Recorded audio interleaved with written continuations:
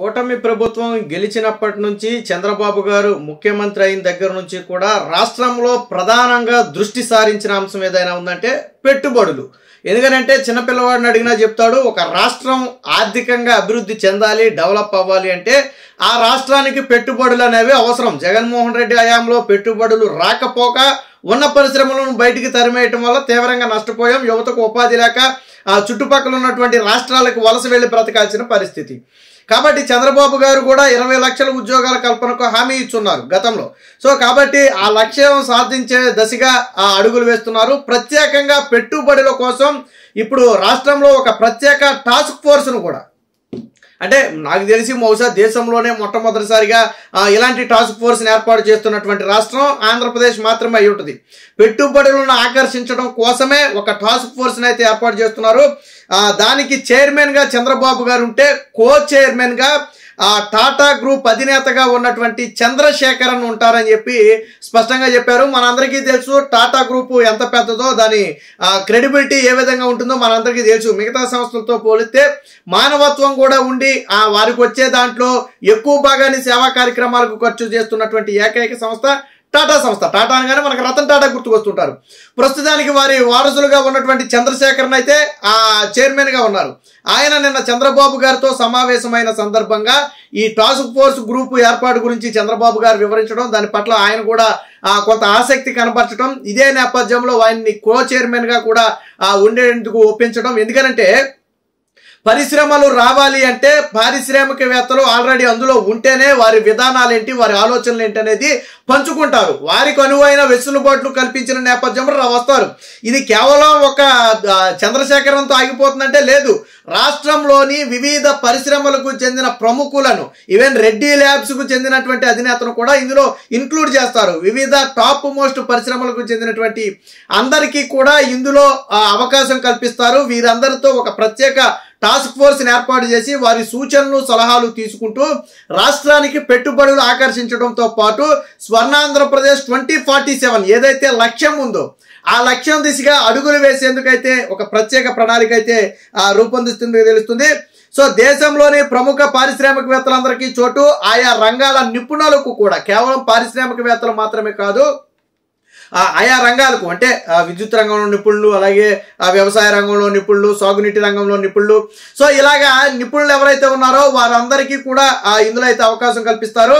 అమరావతిలో centre for global leadership, విశాఖలో TCS development centre, రాష్ట్రంలో ఎయిర్ ఇండియా విస్తరణ, solar, telecom, food processing unit పరిశ్రమలో ఏర్పాటుపై విజ్ఞప్తులు, టాటా చంద్రశేఖరంతో సీఎం చర్చలు, సెప్టెంబర్ 17న లేలాండ్ పునఃప్రారంభం, అమరావతిలో లా యూనివర్సిటీ, ఇందులోనే అంతర్జాతీయ ఆర్బిట్రేషనరీ సెంటర్ అని చెప్పి అంటే ఒక చూడండి, ఒక విజనరీ లీడర్. గతంలో అసలు మనం ఈ పేర్లు, ఈ పరిశ్రమల గురించి గత 5 ఏళ్లలో ఎప్పుడు మాట్లాడుకోవాలా? మనం ఎప్పుడు ఏం మాట్లాడుకున్నామంటే ఏ పరిశ్రమ వెళ్ళిపోయింది, జాకీ పరిశ్రమ వెళ్ళిపోయిందా, లేకపోతే అమర్ రాజా బ్యాటరీస్ వెళ్ళిపోయిందా, ఫ్రాంక్లిన్ టెంపుల్టన్ వెళ్ళిపోయిందా, లూలు గ్రూప్ వెళ్ళిపోయిందా, వీటి గురించి మాట్లాడుకున్నాం తప్ప రాష్ట్రానికి వచ్చినటువంటి పరిశ్రమల గురించి మనం ఎప్పుడు మాట్లాడుకోవాలా.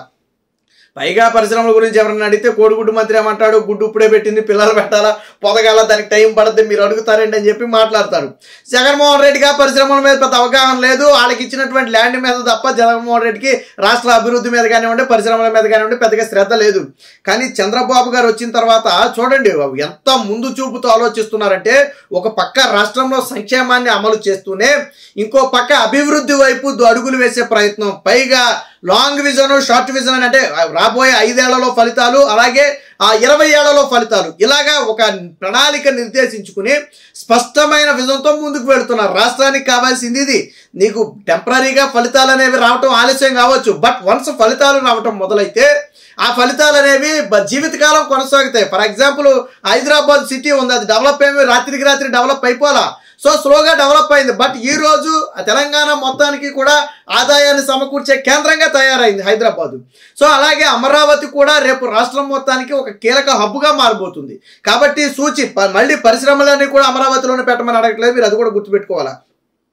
ఏదైతే ఫుడ్ ప్రాసెసింగ్ అలాగే సోలార్ ఈ రెండు ఉన్నాయో ఈ రెండింటిని కూడా రాయలసీమలో ఏర్పాటు చేసే విషయాన్ని పరిశీలించాలని చెప్పి చంద్రబాబు గారు చాలా స్పష్టంగా చెప్పడం జరిగింది.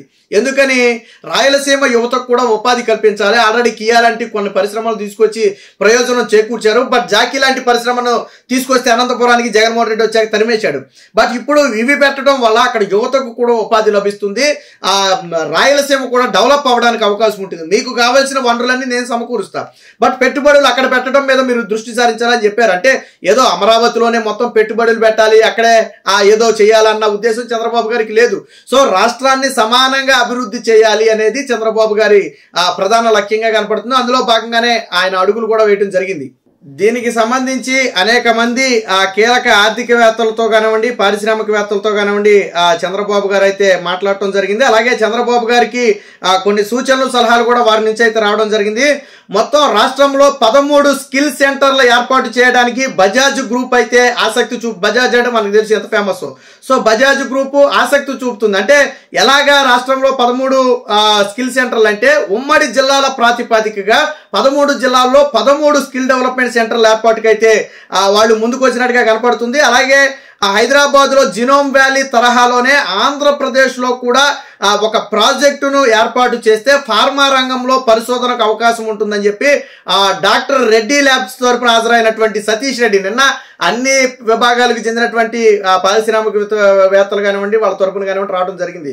సో రెడ్డి ల్యాబ్స్ నుంచి వచ్చిన వాళ్ళు కూడా ఏంటంటే అక్కడ జినోమ్ వ్యాలీ ఉంది, ఏపీలో కూడా ఆ టైపు ఒక ప్రాజెక్ట్ ఏర్పాటు చేస్తే మంచి జరుగుద్ది, ఫార్మా రంగం అనేది డెవలప్ చెందుద్దని చెప్పారు. సో ఆ ప్రతిపాదనను కూడా చంద్రబాబు గారు పాజిటివ్ గా తీసుకున్నారు. దీని మీద ఖచ్చితంగా తీసుకుంటాం, ఒక ప్రాజెక్ట్ ఏర్పాటుకి అయితే నిర్ణయం తీసుకుంటామని చెప్పారు. అలాగే ఫుడ్ ప్రాసెసింగ్ యూనిట్ మీద కొంత దృష్టి సారించాలని చెప్పి కొంతమంది చెప్పారు. ఎందుకంటే మనది వ్యవసాయ ఆధారిత రాష్ట్రంగా ఉన్న నేపథ్యంలో ఫుడ్ ప్రాసెసింగ్ ని మనం ఇంపార్టెన్స్ ఇస్తే అది కూడా రాష్ట్రానికి ఆర్థికంగా ఉపయోగపడుతుంది, ఆ పరిశ్రమలు ఎక్కువ రావడానికి అవకాశం ఉంటుందని చెప్పి కూడా చెప్పారు. దీన్ని కూడా చంద్రబాబు గారు పూర్తి స్థాయిలో పరిశీలించి ఒక విధానపరమైన నిర్ణయం తీసుకుంటామని చెప్పారు. ఇక పర్యాటక ప్రాంతాలకు కనెక్టివిటీ పెంచడం వల్ల కూడా అభివృద్ధి చెందే అవకాశం ఉంటుంది. ఎందుకంటే ఇప్పుడు రాష్ట్రంలో కొన్ని పర్యాటక ప్రాంతాలు ఏవైతే ఉన్నాయో వాటన్నిటికీ కూడా కనెక్టివిటీ అనేది, అది రోడ్డు కానివ్వండి లేదా ఎయిర్ కానివ్వండి, ఈ కనెక్టివిటీ అనేది ట్రైన్ కానివ్వండి, ఈ కనెక్టివిటీ అనేది కనుక పెంచితే సో దీనివల్ల కూడా రాష్ట్రం డెవలప్ ఎప్పుడైతే పర్యాటక ప్రాంతాలకు ఎక్కువగా రావడం మొదలు పెడతారు, ఇతర రాష్ట్రాల నుంచి కానివ్వండి దేశాల నుంచి కానివ్వండి ఆటోమేటిక్గా డెవలప్ చెందుతాయి. ఇప్పుడు పర్యాటకం మీద ఆధారపడి బ్రతికే దేశాలు అనేకం ఉన్నాయి. సో అలాగే రాష్ట్రంలో కూడా పర్యాటకాన్ని డెవలప్ చేయాలి. అందులో సహజ సిద్ధమైన నేచర్ ఉన్నటువంటి రాష్ట్రం ఆంధ్రప్రదేశ్. కాబట్టి ఇలా 1 కాదు 2 కాదు అనేక అంశాల మీద అయితే చంద్రబాబు గారు చర్చించారు. ముఖ్యంగా టాటా గ్రూప్ చైర్మన్ గా ఉన్నటువంటి చంద్రశేఖరంతో పలు కీలక అంశాల మీద అయితే చర్చించడం, ఆయనతో కొన్ని కీలక పెట్టుబడులు పెట్టాలని చెప్పి ఆయన అయితే కోరటం జరిగింది. అలాగే స్వర్ణాంధ్రప్రదేశ్ విజన్ 2047 రూపకల్పనకు సంబంధించి కూడా చర్చించడం జరిగింది. మొత్తంగా 3.5 గంటల పాటు దీనికి సంబంధించి సుదీర్ఘంగా చర్చించడంతో పాటు గతంలో సులభమైన వాణిజ్యం ఉండేది, ఈజ్ ఆఫ్ డూయింగ్ బిజినెస్ ఉండేది, ఇప్పుడు స్పీడ్ ఆఫ్ డూయింగ్ బిజినెస్ గా మార్చారు చంద్రబాబు గారు. వేగవంతమైన వాణిజ్యం, సులభతరం కాదు, సులభతరంతో పాటు వేగవంతమైన వాణిజ్యం కూడా ఉండాలనేది చంద్రబాబు గారి విధానాల్లో ఒకటిగా ఉంది. ఏది ఏమైనా చంద్రబాబు గారి విధానాల పట్ల ఈ రోజు రాష్ట్రంలోని పారిశ్రామికవేత్తలందరూ కూడా హర్షం వ్యక్తం చేస్తున్నారు.